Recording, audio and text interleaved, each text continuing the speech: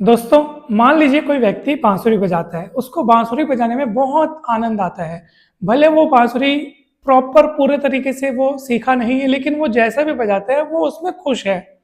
जो धुन उसको पसंद है, जो राग उसको पसंद है, वो उस राग को उस बांसुरी में प्ले करता है।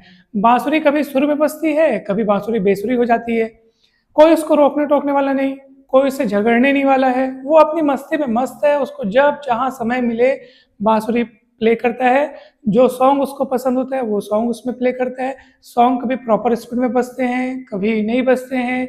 बस वो अपनी मस्ती में मस्त है, वो उसको बहुत मजा आ रहा है, वो बहुत आनंद में है। क्या होगा यदि उसी व्यक्ति को एक दूसरे व्यक्ति के साथ जुगलबंदी करनी हो और दूसरा व्यक्ति जो है वो तबला बजा रहा है, मान लो। अब उसको कहा जाए भाई, अब जो भी राग बजाना हो, जो भी धुन बजाना हो, अब आपको मिलाते हुए बजाना है।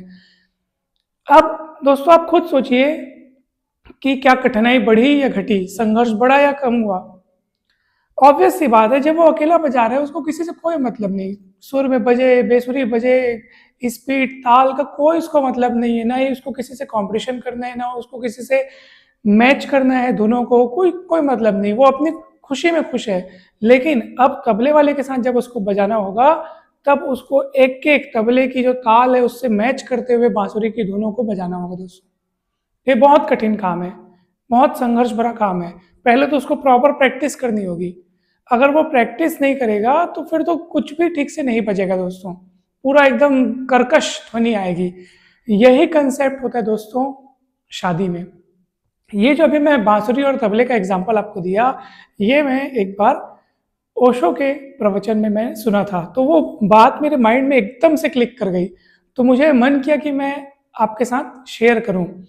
तो ओशो ने कहा था कि जब तक कोई इंसान अकेले रहने में एक्सपर्ट ना हो जाए, यानी कि वो अपने साथ अकेले अगर वो रह पा रहा है, उसमें अगर उसने महारत हासिल कर ली है, तो फिर वो दुनिया में किसी के साथ भी रह सकता है, फिर उसको कोई दिक्कत नहीं आएगी। लेकिन अगर वो अकेले ठीक से नहीं रह पा रहा है और फिर वो दूसरे के साथ अगर रहना चाह रहा है, तो उसमें बहुत बड़ी मुश्किलें आएंगी दोस्तों। कदम कदम पे समझौते, कदम कदम पे संघर्ष, कदम कदम पे चिक चिक किचकिच, सारी चीजें होंगी।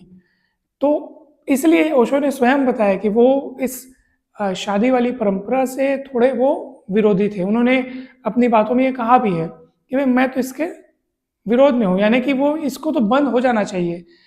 तो उनका कहना यही है कि जो इंसान जो है जब वो अकेला आया है और उसको जाना अकेला है, तो अकेले रहने के लिए उसको बनाया गया। हम लोग ये सोचते हैं कि हम अकेले नहीं रह पाएंगे। तो नहीं रह पाएंगे इसका मतलब ये है कि हम लोग अपनी दिक्कतों का या अपनी कमियों का भार अब दूसरों पर डालना चाहते हैं। शादी को इसलिए करता है कि भाई अब हम अकेले नहीं रह पा रहे तो हम शादी करना चाहते हैं। यानी आप जिस बीमारी से गुजर रहे हो उसका दंड अब दूसरा आदमी भी भोगेगा। ये तो वही बात हुई ना दोस्तों। तो शादी में कदम कदम पर बहुत सारे समझौते हैं, बहुत सारे मतलब यह है कि आपको मानसिक परीक्षाओं से अनेक बार गुजरना पड़ेगा। और जब आप उसमें अच्छे से एक्सपर्ट हो जाएंगे तब आपको ये उतना ज़्यादा कठिन नहीं लगेगा। लेकिन शुरुआती तौर पे तो आपको गुजरना पड़ेगा ना दोस्तों। किसी एक महान विचारक ने यह भी कहा है कि जो इंसान समझदार होता है वो शादी नहीं करता। लेकिन समझदार वो बनेगा कैसे? उसको समझदार बनने के लिए तो शादी करनी पड़ेगी ना। जब हम यहाँ अनेक तरह की परीक्षाओं से गुजरेंगे, गृहस्थ जीवन की जो संघर्ष होते हैं, गृहस्थ जीवन की जो परीक्षाएं होती हैं, जब हम उनसे गुजरते हैं तब मेंटली इमोशनली हम स्ट्रांग बनते हैं। हर चीज़ के दोनों पहलू होते हैं, पॉजिटिव नेगेटिव। बस डिपेंड ये करता है कि हम नज़र किस पर डालते हैं, हम देखते क्या हैं। बस दुनिया में कोई चीज़ अच्छी बुरी नहीं होती है, बस हम उनके किस पहलू को देख रहे हैं, हम उसको किस तरीके से डिफाइन कर रहे हैं, किस पक्ष को देख रहे हैं। बस सारी चीज़ें उसी पर निर्भर करती है दोस्तों। तो ये बात तो सत्य है कि अगर आप शादी करने का सोच रहे हैं तो इसमें आपको सबसे पहले तो ये देखना होगा कि आप खुद में अच्छे से, बहुत अच्छे से रहना सीखें। यानी कि कहने का अर्थ ये है कि अकेले रहना सीखें, ताकि हम दूसरे को परेशान ना करें। नहीं तो हम अगर दूसरे की आदत पड़ जाएगी तो हम, होता है ना कि या तो दूसरे से कंट्रोल होते हैं या तो दूसरे को कंट्रोल करते हैं, या तो दूसरे के अंडर में हो जाते हैं या तो दूसरे को अपने अंडर में करने की कोशिश करते हैं।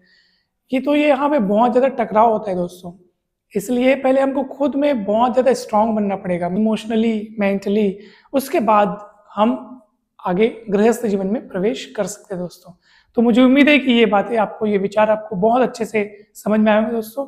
आप क्या सोचते हैं शादी के बारे में, आपके क्या विचार है, कमेंट करके जरूर बताइएगा दोस्तों। आपके कमेंट्स का इंतजार रहेगा। जल्दी मिलते हैं हम नेक्स्ट वीडियोस में।